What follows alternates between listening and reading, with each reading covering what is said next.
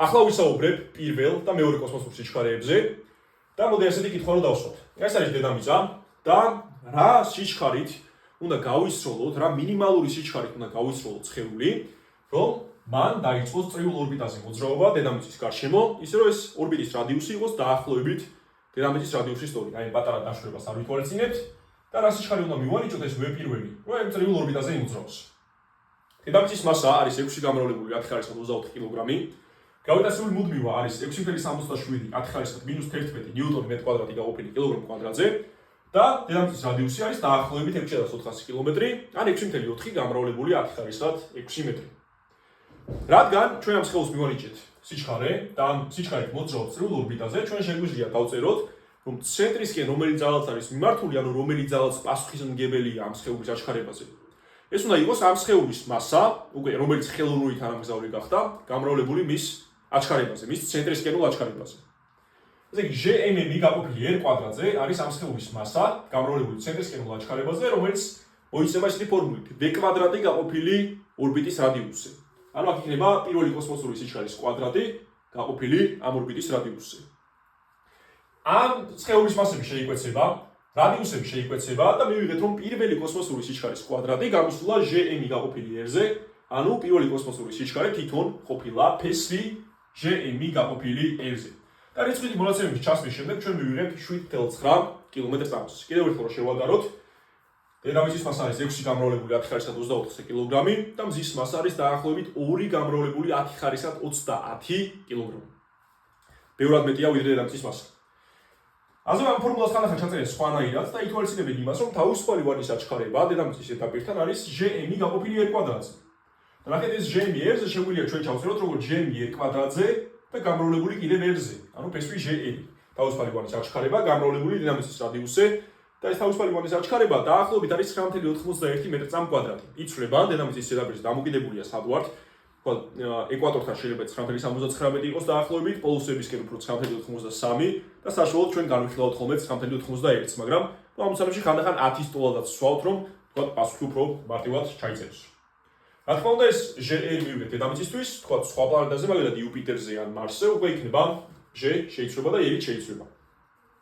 მოდი ახლა განვიხილოთ მეორე კოსმოსური სიჩქარე და მეორე კოსმოსური სიჩქარე, ნახეთ როგორია უკვე აქ ეს წრიულ ორბიტაზე კი არ დაიწყებს მოძრაობას, არამედ ამას რომ ჩვენ რაღაც სიჩქარეს მივანიჭებთ, წავა და ძალიან დაშორდება დედამიწას. ძალიან იგულისხმება, რომ ანუ ეს გრავიტაციული ენერგია თითქმის ნულის ტოლი გახდება, ძალიან დაპატარავდება და აი ხა რა დაშორებას არის, ბევრად დიდ დაშორებაზე წავა. ისე რომ ეს ენერგია ძალიან დაპატარავდება. ნახეთ, ეს რაღაც შეგვიძლია ჩვენ აქ დავწეროთ. თუ ჩვენ ამ სხეულს მივანიჭებთ რაღაც სიჩქარეს და ეს წავიდა ძალიან შორს, შენელდა და ბოლოს სიჩქარეც განულდა და ეს გრავიტაციული ენერგიაც თითქმის ნულის ტოლი გახდა. ანუ გრავიტაციული ენერგიაც ნული ხდება, კინეტიკური ენერგიაც ნული ხდება, ჯამშიც ხო ნული გამოდის. ანუ სრული ენერგია უკვე ბოლოში იქნება ნულის ტოლი. და ამ შემთხვევაში ენერგია ინახება, ამ სხეულის და დედამიწის ენერგია ინახება, რადგან გარე ძალები არ გვაქვს, სრული ენერგია უნდა შეინახოს. და თუ ბოლოში გრავიტაციული ენერგია ნულია და კინეტიკური ენერგიაც ნულია, ანუ ჯამური ენერგიაც ნულია. ეს ხო ნიშნავს იმას, რომ თავიდანაც ენერგია ნულის ტოლი უნდა ყოფილიყო, იმიტომ რომ ეს სიდიდე ინახება. მაგრამ როგორ შეიძლება თავიდან ენერგია ნულის ტოლი იყოს?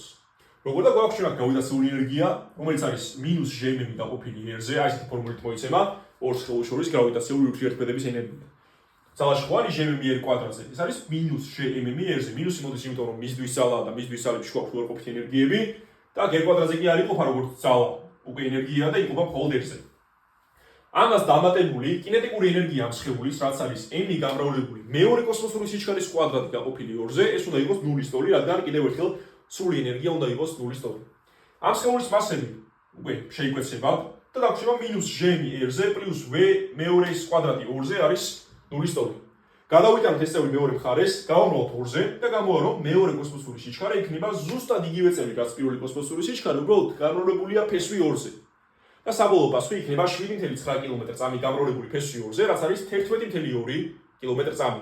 ესე იგი, მეორე კოსმოსური სიჩქარე იქნება 11,2 კილომეტր/წამი დედამიწისთვის, ანუ თუ ჩვენ ამ სიჩქარეს მივანიჭებთ ამ სხეულს, იგი წავა და ძალიან დაშორდება დედამიწას. მზის სისტემიდან არ გავა, ანუ ეს საკმარისი სიჩქარე არ იქნება, რომ მზის სისტემას დატოვოს, რაც არის უკვე მესამე კოსმოსური სიჩქარე, უბრალოდ დღეს მაგაზე არ ვისაუბრებ, მაგრამ ეს ძალიან დაშორდება დედამიწას და ეს გამოვიდა პასუხი 11,2 კილომეტր/წამი დაახლოებით. აი ესე გამოვთვალეთ ჩვენ პირველი კოსმოსური სიჩქარე ფესვი ჟ-ზე და მეორე კოსმოსური სიჩქარე ფესვი 2ჟ-ზე, რაც არის ფესი ორჯერ პირველი კოსმოსური სიჩქარე.